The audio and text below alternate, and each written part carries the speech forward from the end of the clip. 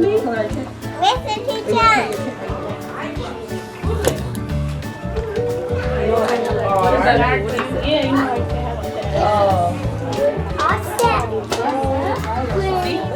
Egg? Yes. Good job. Yeah. Oh, that's so great. That's a major problem. Where do you feel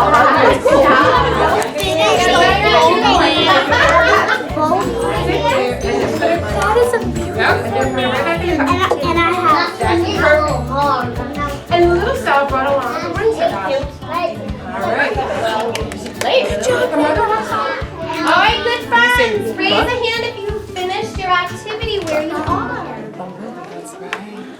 The students were here early, eager and ready to go, and I'm just so impressed with seeing them work with children in the way that they wrote about in real life.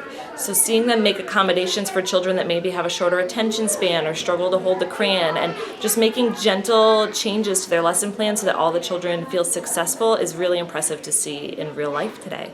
They put a lot of effort, because as soon as they knew that they were working with real children and not just presenting in class, every single one of my students just put 10 times more effort than they maybe would have had to, because they knew that this is real life and real children are going to benefit from this, and it's just been wonderful to see it come to life. To each of you, every time you hear the word blueberry, I want you to take a sponge.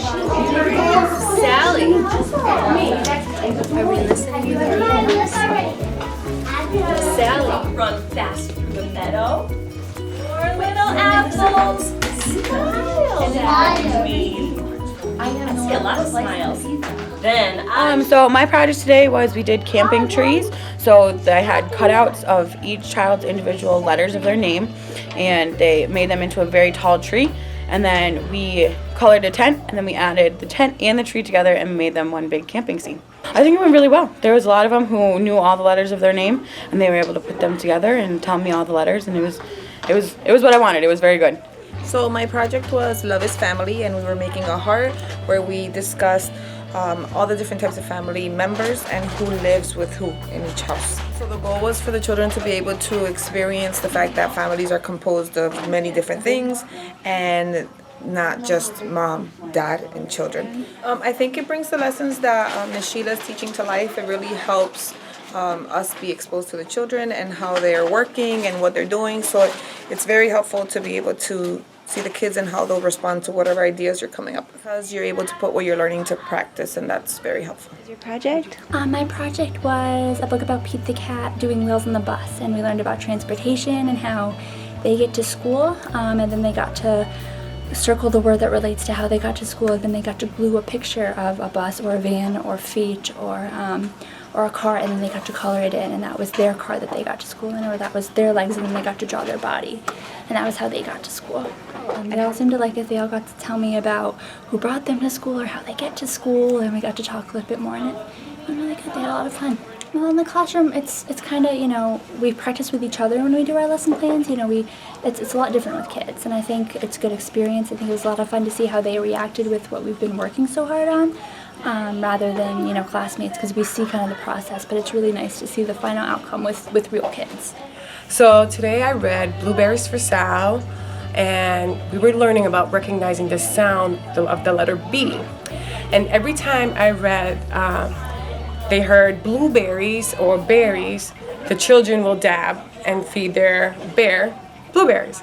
And it was really exciting and fun being out here and being hands-on with the children, because, anything could happen, so we had to adapt. And I've learned a few things by doing this, where children were just dabbing and had to transition them and had to recall and let them know that only when they hear the word blueberry. So as soon as they got that connect, it was wonderful to see them, get that connection with the project that I have created for them. What I've learned here is learning to come up with other ideas, because not always does it go according to your plan. So that's one thing I've learned from here. So I had to quickly come up with another idea where the children were getting kind of a little bit impatient. So I had to, gather their attention and get them back into whether be, dramatic with my facial expressions while I was reading, or just pausing and just asking the children questions, engaging with them in conversation, which was awesome. To have that experience hands-on just was really an eye-opener. Oh, it went very well. You got enough down there. The children loved it. And I'm happy. I wouldn't mind doing this again. You wouldn't mind doing this again? I would love to do this again. All right. Well, we'll talk to Michelle. One of the aides and one, she's like, so you guys come back every month? Every lunch.